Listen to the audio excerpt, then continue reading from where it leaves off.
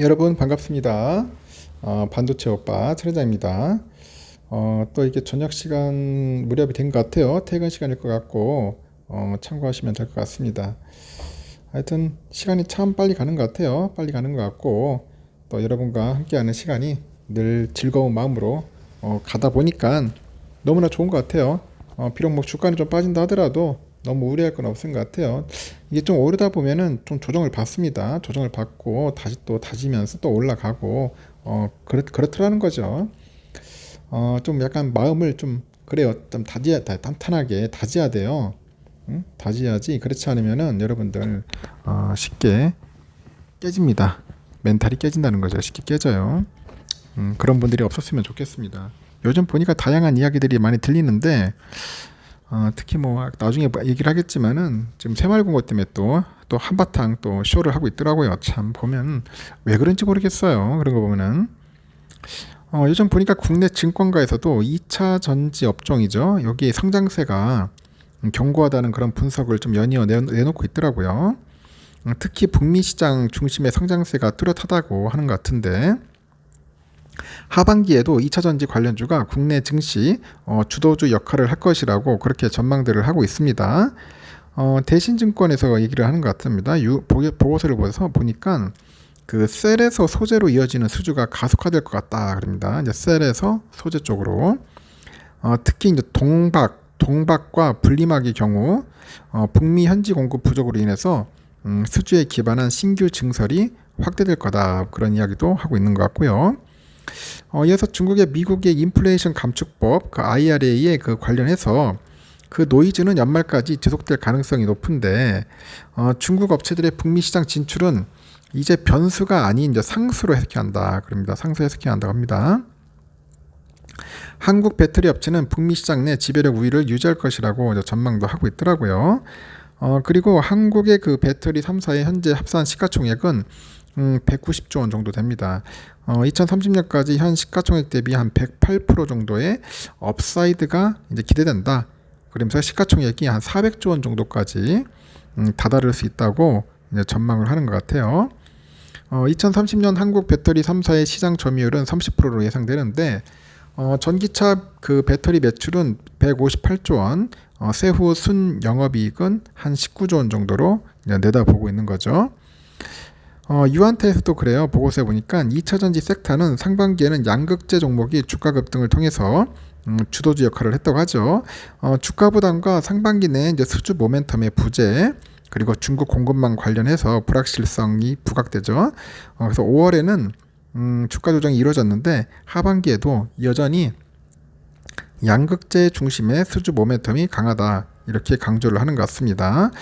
연구원 분석해 보니까 그 에비타 지표 기준으로 양극재 두 개사죠. 포스코 퓨처엠, 에코프로비엠 그 밸류에이션 평균은 무려 37배를 초과했어요. 37배 엄청나죠. 미국 내 배터리 제조사죠. 그 제조사의 양극재 수요가 폭발적으로 있죠. 지금 상승하고 있는데 내년까지도 수주 잔고가 넉넉한 만큼 양극재 기업들의 주가 조정폭은 제한될 것이라는 그런 게 연구원의 전망입니다. 연구원은 상반기보다는 하반기 2차 전지 섹터 그 전반의 주가 상승폭이 클 것이라고 예상을 하는데 같은 상반기에는 수주 모멘텀이 양극재 위주였다면 하반기에는 양극재뿐 아니라 분리막 등 그 많은 소재들의 계약이 본격적으로 이제 체결되는 시기라고 설명들을 하고 있네요.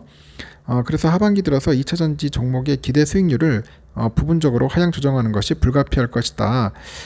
그런 다소 다른 전망을 내놓은 것 같아요. 그리고 투자 매력들을 보유한 개별 종목 중심으로 선별적인 접근이 필요하다. 이렇게 또 지적도 합니다. 그래서 이제 두 연구원 쪽에서 얘기하는 게 재밌어요. 공통적으로 목표가를 상향 조정한 그 종목은 에코프로미하고 SKI 테크놀로지네요. 에코프로미에 대해서 전 연구원은 기존 27만원에서 30만원으로 이 연구원은 29에서 34만원으로 목표 주가를 올려잡았고 SKI 테크놀로지는 9만 5천원에서 12만원 그리고 이 연구원은 10만 7천원에서 11만 8천원 그러니까 좀 약간 다르네요. 포스코 퓨처엠에 대해서는 전 연구원이 뭐 38만 원에서 43만 원, 이 연구는 47만 3천 원으로 유지를 했고요. 하여튼 뭐 LG엔솔은 75만 원, LNF 43만 원, SKC 15만 원, 뭐 이렇게 해서 나름대로 좀 높게 잡는 것 같습니다. 앞으로 이제 뭐 2차 전지 섹터도 성장을 할 거예요. 하는데 너무 급하게 성장을 하면은 좀 약간 꺾여가지고 완만해질 거고, 그동안에 소외받은 그런 기업들은 제대로 또 가치를 인정받아가지고 또 성장하지 않을까 생각이 듭니다. 그래서 저희 나라가 보다는 우리나라가 결국은 전 우리가 투자할 만한 섹터는 뭐 반도체하고 2차 전지밖에 없는 것 같아요. 크게 뭐 이렇게 눈에 띄는 게 아직까지 없는 것 같습니다. 뭐 차 섹터 정도 보는데, 하여튼 반도체랑 2차 전지 쪽은 앞으로도 뭐 괜찮지 않겠나 하는 생각이 듭니다. 여러분의 생각은 어떤지 모르겠습니다. 그리고 또 아주 흥미로운 게 또 지금 새마을금고 관련된 이야기들이 좀 많이 들리기 시작하네요. 도대체 어떻게 그 관리를 했길래 아주 막 그 들려오는 소식들이 진짜 말 그대로 엉망이네, 엉망. 내가 볼 때는 이러다가 진짜 말 그대로 이제 그 뱅크런이 일어나지 않을까 다들 이제 걱정하는 그런 분위기인 것 같습니다.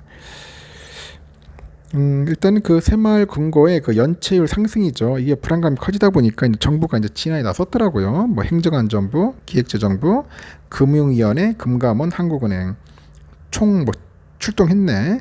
6일 합동 브리핑을 해가지고 새마을금고의 지급 여력이 충분하다면서 고객의 모든 예금이 보장될 것이다 약속을 합니다.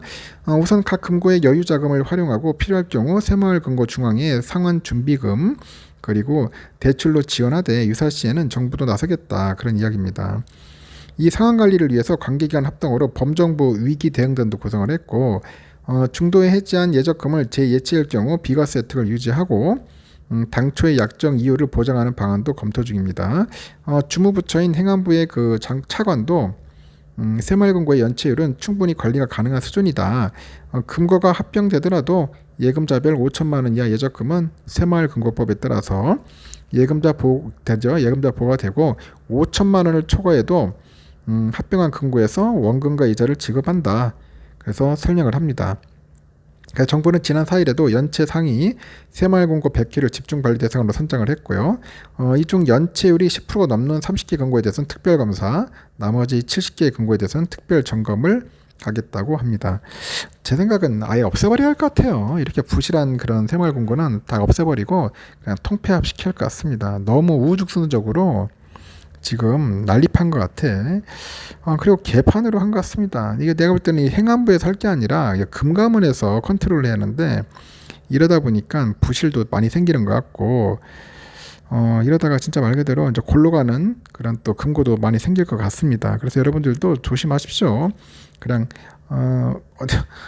판단하기가 힘들죠. 그래서 한번 보시고 어느 새마을금고 점포가 가장 상태가 안 좋은지를 한번 찾아봐서 한번 그쪽 관련되는 그 금고에 대해서는 절대로 뭐 예금 적금 하지 마십시오. 하지 마시고 우수한 은행이 있는데 굳이 왜 새마을금고까지 하냐는 거지. 좋은 은행들도 많은데 하여튼 이런 부분에 대해서는 좀 안타깝고 정부도 반성을 해야 돼요. 정부가 똑바로 못했던 것 같습니다. 앞으로는 이런 사태가 없었으면 좋겠습니다.